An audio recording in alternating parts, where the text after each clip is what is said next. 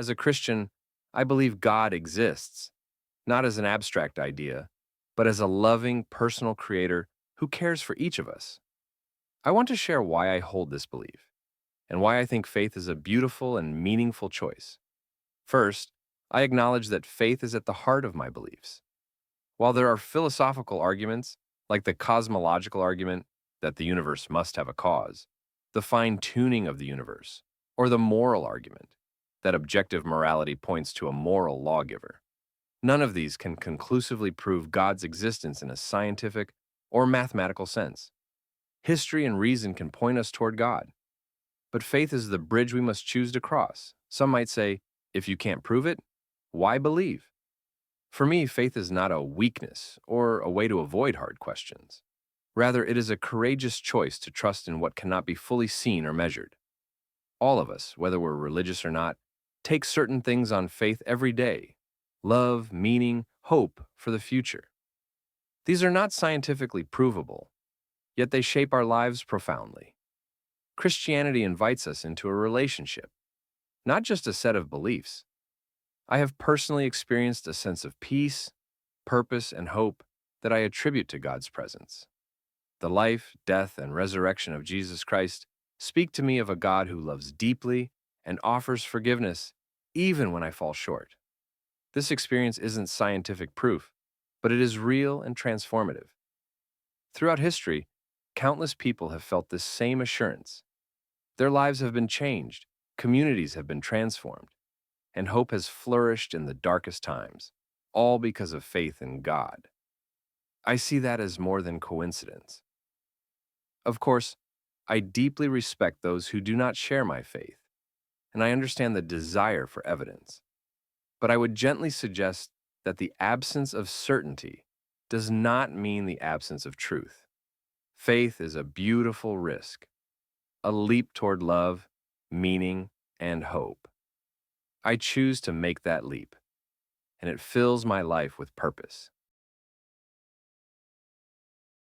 I'm glad you raised this question. It's one of the most fundamental debates humanity has. Let's explore it critically. First, let's clarify. The claim God exists is an extraordinary one.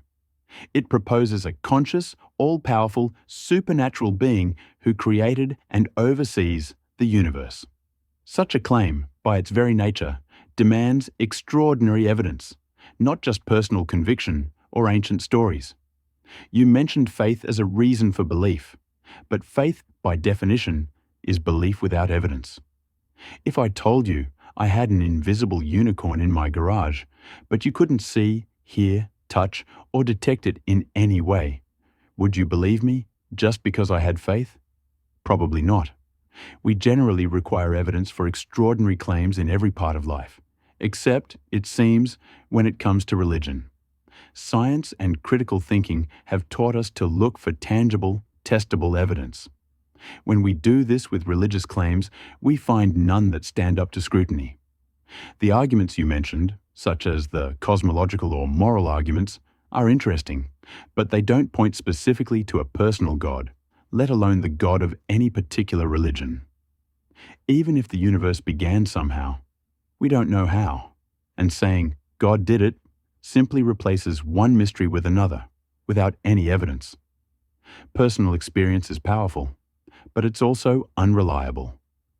Billions of people throughout history have felt certain about gods, ghosts, astrology, and all sorts of supernatural ideas.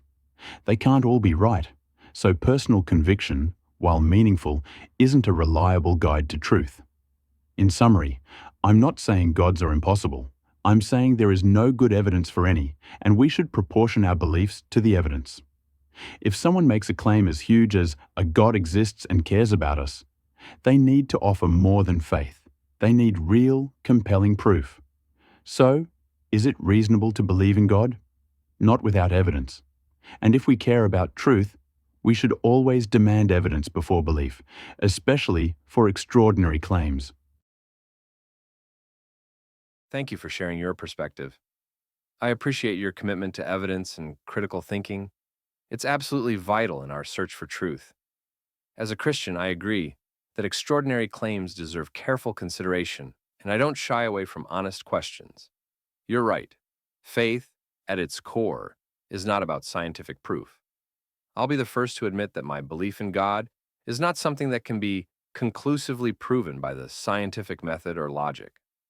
There is no experiment or mathematical formula that can demonstrate God's existence beyond all doubt. But I don't see this as a flaw. Rather, it's the very nature of faith.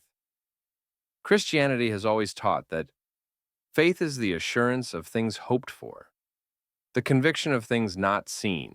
Hebrews 11:1. Faith is not blind, nor is it mere wishful thinking. It is a reasoned trust, often informed by evidence, experience, and history, but ultimately a personal commitment. I believe that everyone, in some aspect of life, exercises faith, whether it's trust in a loved one, hope for a better future, or even the assumption that our senses reliably show us reality. None of these things are provable with 100% certainty, yet they ground our lives. Regarding evidence, I value philosophical and historical arguments, not as absolute proof, but as signposts. The resurrection of Jesus, for instance, is a claim that has been explored by historians and skeptics alike. While not universally accepted, it has persuaded many thoughtful people. The fine-tuning of the universe, the emergence of objective moral values, and the longing for meaning in the human heart all point, at least for me, towards something beyond mere chance. I respect that these arguments may not convince everyone, and I agree.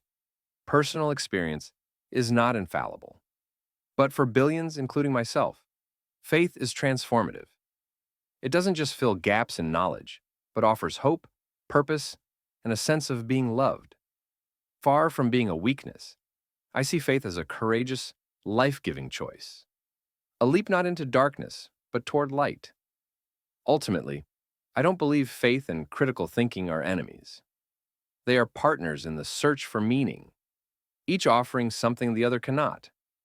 I appreciate your challenge, and I hope we can continue this respectful and heartfelt dialogue. Because even if we disagree, I believe these conversations are profoundly important.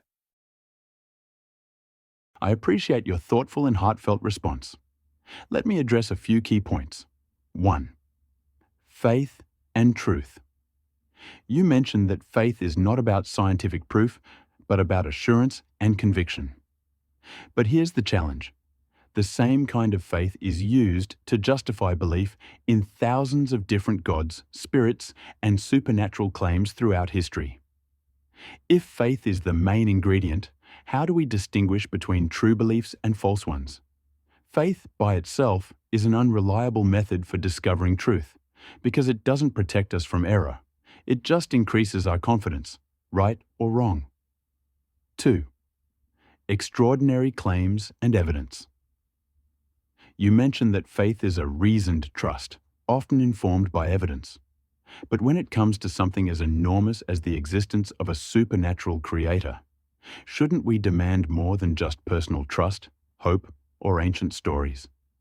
If a medicine or a bridge or a scientific theory were presented this way, without strong testable evidence, would we accept it?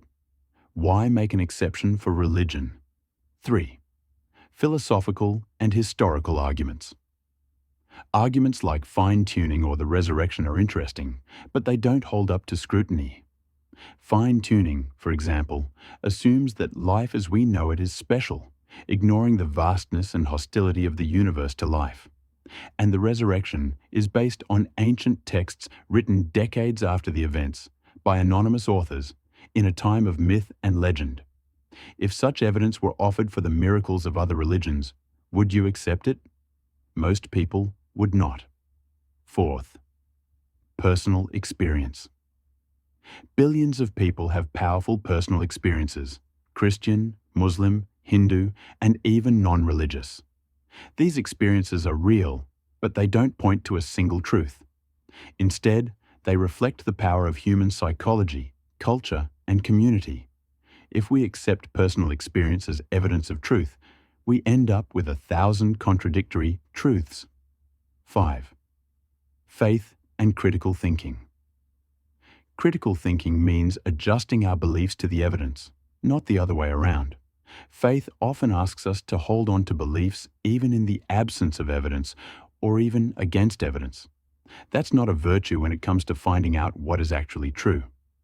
In summary, faith may be meaningful, but it is not a reliable path to truth. If we care about believing what's real, we should demand good evidence, especially for extraordinary claims like the existence of a God. Otherwise, we risk believing things simply because we want them to be true, not because they are.